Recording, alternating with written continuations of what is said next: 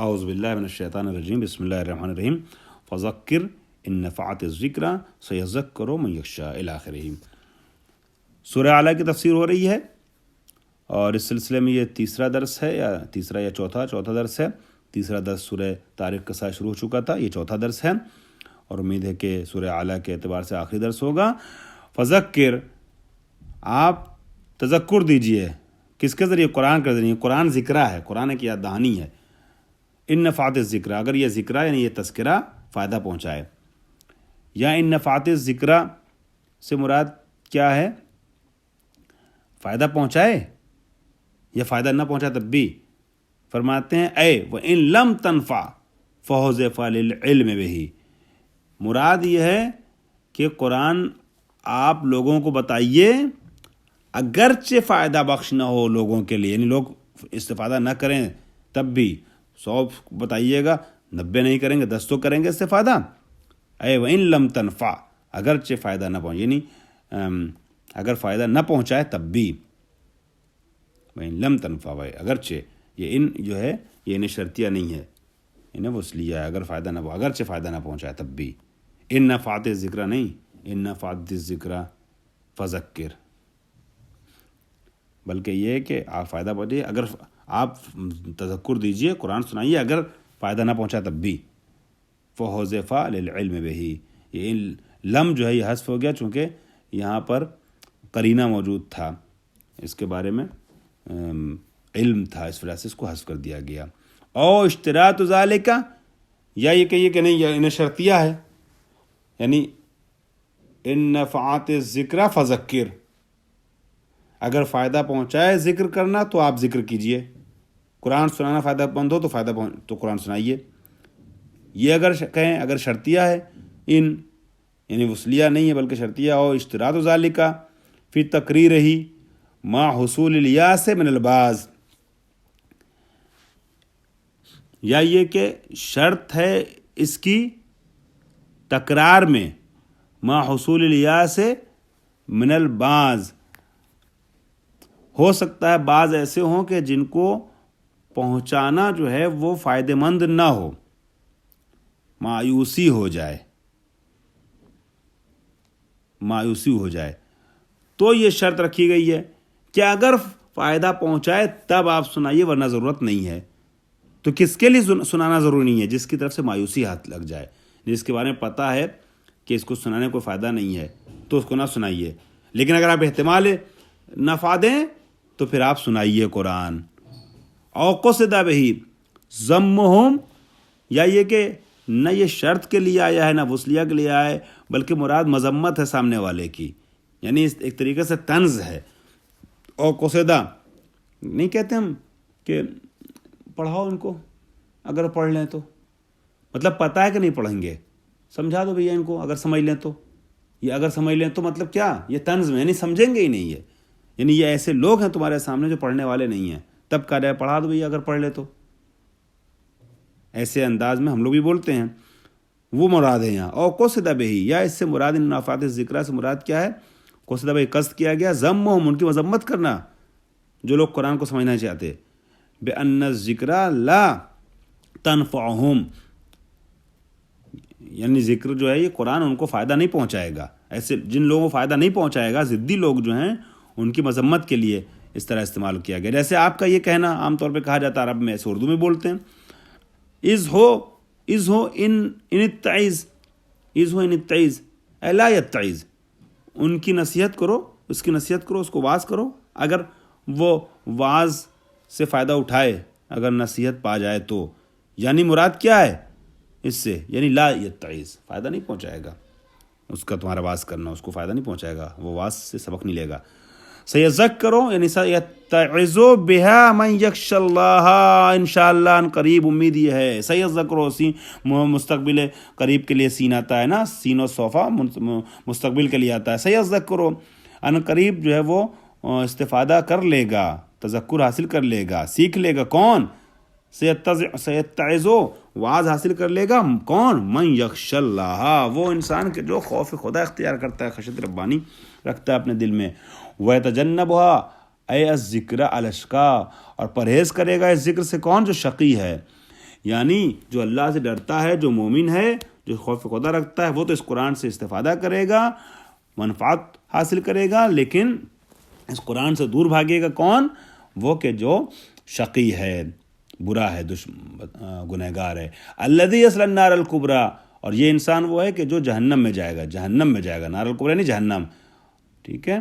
اب السفلی من اطباقہا، یا جہنم مراد ہے جہنم سے کا پائن ترین طبقہ۔ نار کبریٰ سے مراد کیا؟ بہت بڑی جہنم، مطلب نار کبریٰ نار عظیم، بڑی جہنم سے مراد کیا ہے؟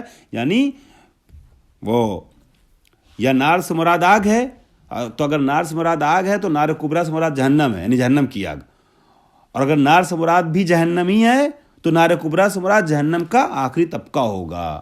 اب السفلی من اطباقہا، اس کے طبقات میں سے بالکل پائن ترین اور سفلی ترین طبقہ، سب سے نیچلا طبقہ۔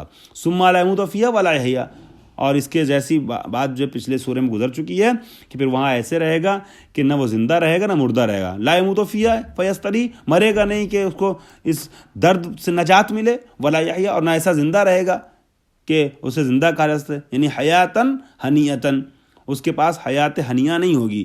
ہنیئن بارکن کہتے ہیں نا، جب کوئی آتا تو کہتے ہیں کہ آؤ استقبال ہے تمہارا، اچھی زندگی تم گزارو یہاں پر، اچھے طریقے سے رہو، تو تہنیت، یہ ہنیئن مبارکباد کے لیے کہتے ہیں، تو ایسی زندگی نہیں، مبارک زندگی نہیں رہے گی اس کی۔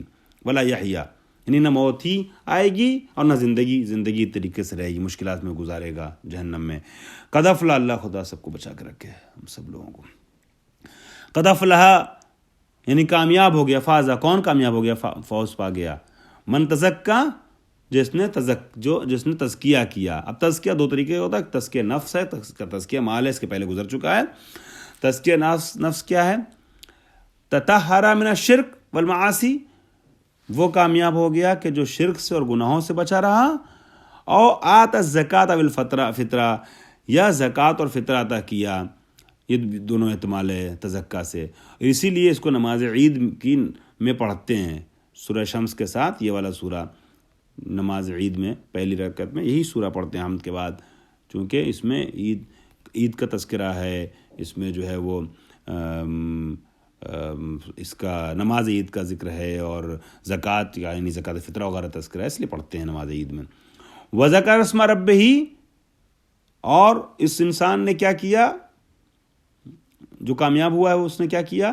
اللہ کے نام کا ذکر کیا، بأن وحدہ، اس طریقے سے کہ اللہ کی تو وحدانیت کا اعلان کیا، وحدہ لا شریک لہ، اشہد ان لا الہ الا اللہ وحدہ لا شریک لہ، وحدانیت کا اعلان کیا۔ اور کبر للتحریم اور للعید، یا تکبیر کی، انسان دو موقع پہ تکبیر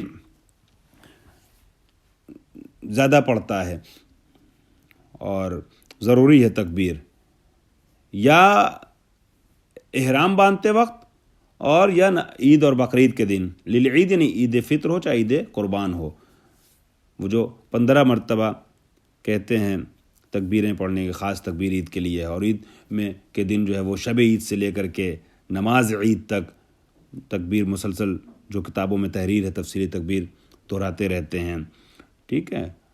اور یا احرام باندھتے وقت کہتے ہیں اللہ لبیک اللہم لبیک، لبیک لا شریک لک لبیک ان الحمد والنعمت لک والملک، یہ ساری تکبیریں۔ اور کبرا، یہ مراد ہے، تینوں احتمال ہو سکتے ہیں، 3 احتمالات یہاں پہ انہوں نے دیے ہیں۔ فصلی، اللہ کے نام کی تکبیر کہی، اور اس کے بعد اس نے نماز پڑھی، صلوات۔ اب یہ صلوات سے مراد یا صلوات خمس ہے، اللہ اکبر کہہ کے انسان نمازیں پڑھتا ہے، نماز صبح، نماز مغرب وغیرہ، نماز پنجگانہ، یا نماز عید مراد ہے کہ وہ تکبیرات جو عید سے مخصوص تکبیرات ہیں، علامہ اولانا وغیرہ کر کے، عید کی تکبیر الگ ہے، بقرعید کی تکبیر الگ ہے، وہ تکبیرات انسان ادا کرتا رہتا ہے جب تک نماز نہ پڑھے، پھر نماز جب پڑھ لیتا ہے تو یہ تکبیر کہنا بند کر دیتا ہے، فصلی، پھر اس نے تکبیر کے بعد نماز پڑھ لی، یعنی نماز عید پڑھ لی۔ بل تؤثرون الحیات الدنیا، بلکہ تم نے کیا کیا، تم نے دنیا کی زندگی کو ترجیح دی علی الآخرت، آخرت کی زندگی۔ تؤثرون یعنی ترجیح دینا، مقدم کرنا، اور تؤثرون سے ایک مراد یہ بھی ہے کہ چپک جانا دنیا کی زندگی سے۔ بل تؤثرون الحیات الدنیا، دنیا کی زندگی کے انسان جو ہے وہ چپک جائے، وابستہ ہو جائے۔ تو دنیا کی زندگی گزارنا عیب نہیں ہے، انبیاء نے، اولیاء نے گزارا ہے، زاد و ولد بھی کیا ہے، زاد راہ بھی حاصل کیا ہے، نان و نفقہ حاصل کیا ہے، توشہ حاصل کیا ہے، رزق و روزی حاصل کی ہے، ذریعہ معاش کے لیے نکلے ہیں، کھیتی کی ہے، تمام چیزیں کی ہیں، تجارت کی ہے، مگر دنیا سے چپک جانا یہ عیب ہے۔ دنیا کو آخرت پر ترجیح دینا، دنیا کو سب کچھ سمجھ لینا یہ عیب ہے۔ صرف دنیا میں زندگی گزارنا اور اپنی ضروریات زندگی کے حصول کے لیے محنت کرنا یہ عیب نہیں، بلکہ یہ عبادت ہے۔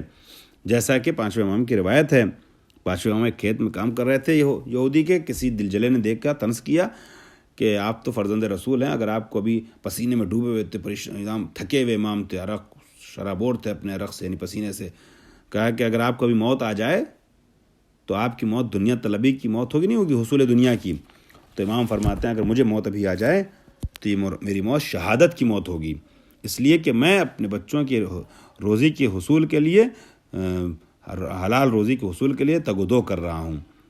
اس کے بعد اعلان ہوتا ہے والآخرۃ خیر وابقیٰ، کہ آخرت جو ہے، تم دنیا کے پیچھے بھاگتے رہے تو آخرت جو ہے وہ بہتر بھی ہے اور ہمیشہ باقی رہنے والی بھی۔ ابقیٰ من الدنیا، خیر بھی اس میں تفضیل ہے اور ابقیٰ بھی اس میں تفضیل ہے، خیر اور ابقیٰ دونوں اس میں تفضیل ہے، اور اس میں تفضیل جو ہے وہ تفضیل کو سمجھانے کے لیے آتا ہے، ایک کے مقابلے میں دوسرے کو ترجیح دینے کے لیے۔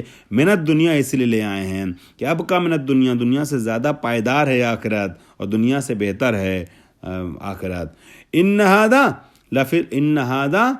هذا المذکور، یہ جو ہم نے باتیں اوپر بتائی ہیں نا، یہ باتیں لفی الصحف الاولیٰ، اسے ہم نے صحف اولیٰ میں بھی بیان کر دیا ہے۔ صحف اولیٰ سے مراد کون سی صحف ہیں؟ وہ جو پہلے کتابیں گزری ہیں ان کتابوں کا تذکرہ کیا جا رہا ہے کہ ہم نے صحف اولیٰ میں یہ ساری چیزیں تم کو بتا دی ہیں، کہ جو کتابیں دوسری نبیوں پر نازل ہوئی ہیں، کہ دنیا کی زندگی آخرت کی زندگی سے بہتر نہیں ہے۔ ان هذا المذکور لفی الصحف الاولیٰ، پہلے والی کتابوں میں بھی گزرا ہے اس کا تذکرہ۔ الکتب المنزلۃ قبل القرآن، وہ کتابیں جو قرآن سے پہلے نازل ہوئی ہیں، مثلاً صحف ابراہیم اور موسیٰ ہے، جناب ابراہیم پر نازل ہونے والی کتابیں صحف ابراہیم، یا جناب موسیٰ پر نازل ہونے والی کتابیں، من جملہ بڑی کتاب توریت، ان میں بھی ذکر ہو چکا ہے۔ اور اس موقع پر پہنچ کر کے علامہ ذیشان حیدر جوادی بیان فرماتے ہیں کہ انسان کی تباہی کا راز انہی دو باتوں میں مضمر ہے: دنیا کی زندگی کو آخرت پر مقدم کرنا اور آخرت کی خوبی سے بے خبر یا غافل رہنا۔ اور اسی لیے خدا نے اس حقیقت کو ہر صحیفے میں بیان کیا ہے کہ تزکیہ نفس کے بغیر فلاح ممکن نہیں ہے۔ صحف ابراہیم و موسیٰ کا حوالہ شاید اس لیے بھی دیا گیا ہے کہ ان دونوں حضرات کی زندگی میں عملی طور پر اس کے نمایاں مرقع پائے جاتے ہیں۔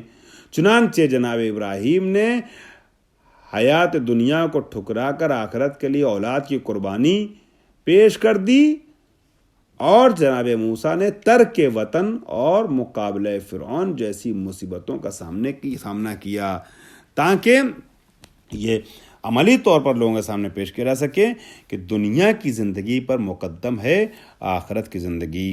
تو ہم نے نہ صرف یہ کہ گزشتہ کتابوں میں یہ بات بیان کر دی تھی کہ دنیا کی زندگی پر مقدم ہے آخرت کی زندگی، بلکہ ہم گزشتہ نبیوں کا تذکرہ اے نبی آپ کی کتاب میں بھی کر رہے ہیں، اے امت مسلمہ تمہارے اوپر نازل ہونے والی آخری کتاب میں بھی کر رہے ہیں، تاکہ تم گزشتہ نبیوں کو بھی دیکھو کہ وہ نبی کس طریقے سے مقرب بارگاہ الہی تھے، اور انہوں نے عملی طور پر یہ بات ثابت بھی کی ہے کہ دنیا کی زندگی جو ہے وہ ترجیح نہیں رکھتی ہے آخرت کی زندگی پر۔ وآخر دعوانا الحمدللہ رب العالمین۔